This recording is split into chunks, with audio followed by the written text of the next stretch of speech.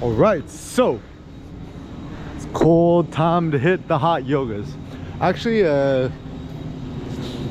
some thoughts on physiology. So especially when it's cold, Cindy actually bought this like body warmer heat thingy on Amazon. It's just like search what hot blanket.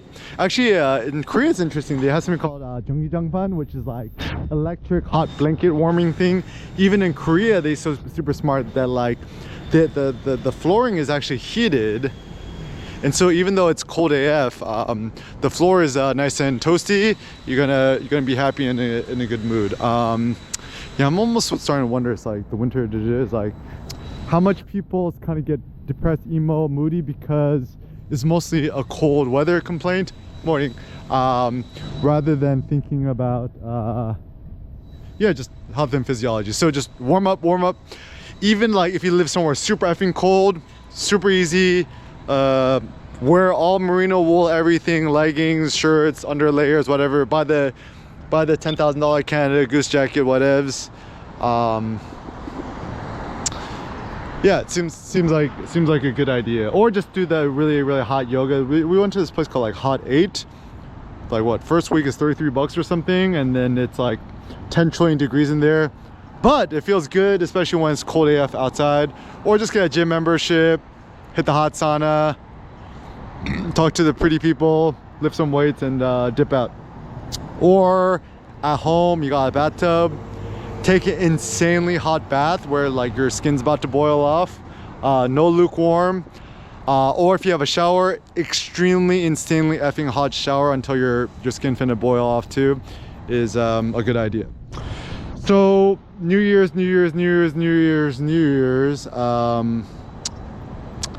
Yeah, it's via negativa. It's just like, so a lot of people, they want to quote unquote become healthier on the New Year's, but what does that really mean? Health, wellness, strength. Like, I think maybe like the best way to think about it is think the Iliad. It's like, I almost wonder if health is a modern day notion too, right? Because if you think about the Iliad, what is it that people really wanted?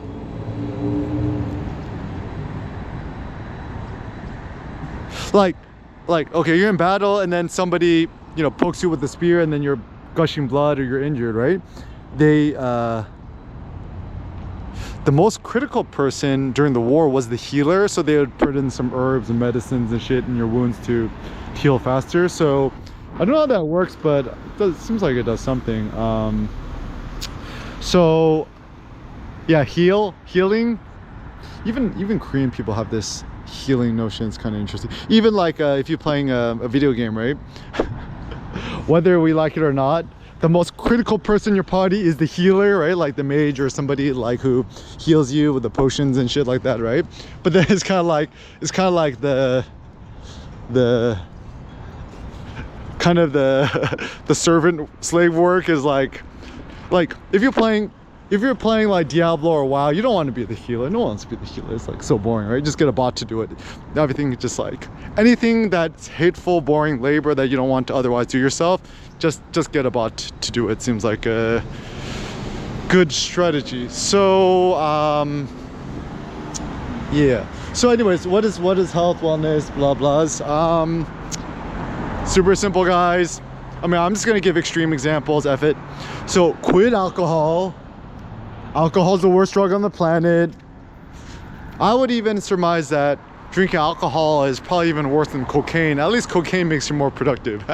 I've never done it, so I don't know.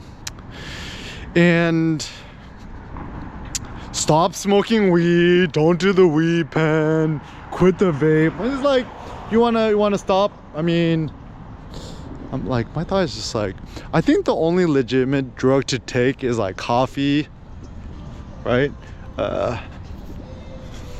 Coffee seems like a smart strategy because, you know, it's like, I mean, it's still bad. Like, honestly, like, if I never ever drink coffee when I started off, I actually made it through college without any coffee or all-nighters, whatever.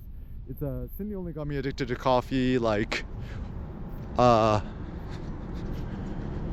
after we graduated college. I'm at this point of no return, but I'm just like, F it. So actually my new strategy is allow yourself to drink unlimited coffee first thing in the morning when you wake up, but then just strict abstinence for the rest of the day. And then the rest of the day you're tired, just take a nap.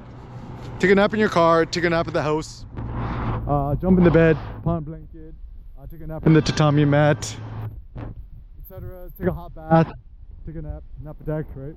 Turbo naps, power naps, whatever you want to call it. Actually, the problem in America is to nap or to sleep or to rest or to relax is kind of seen as a vice. It's like, just drink more caffeine, power up, and do more work. And it's just like, don't think like a slave. Slaves are focusing on, like, okay, so Aristotle's Politics, right? Slaves are focused on action, right? So to act more, to do more, to move around more, to produce more monies or whatever's, right, is like a slave mentality. If you're a master, you just let the slaves do the dirty work for you. Like even the Spartans, right? What they like to do, they like to hang out, work out, lift weights, train, you know, talk shop, and they would just get the helots to do all the dirty work, right?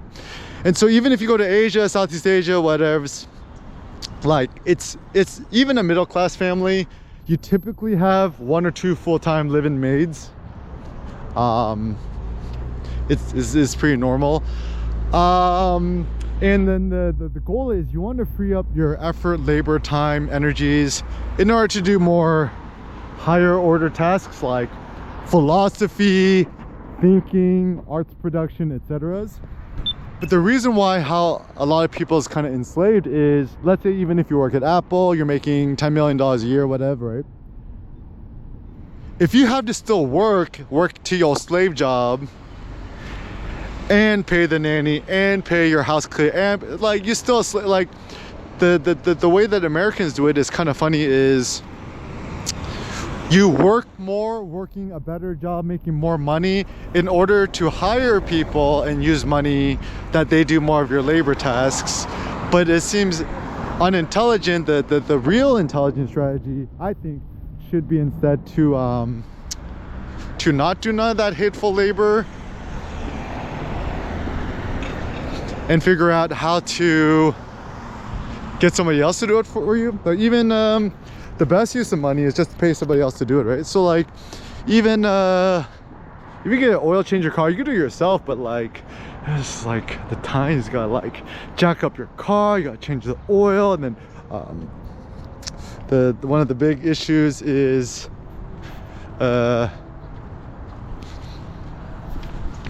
even if you change your own oil, the big issue is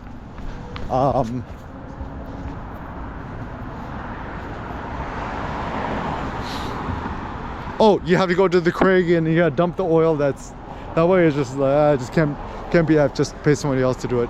Even like let's say you had to buy a house, like people naively think, oh, I should just do it myself to save money.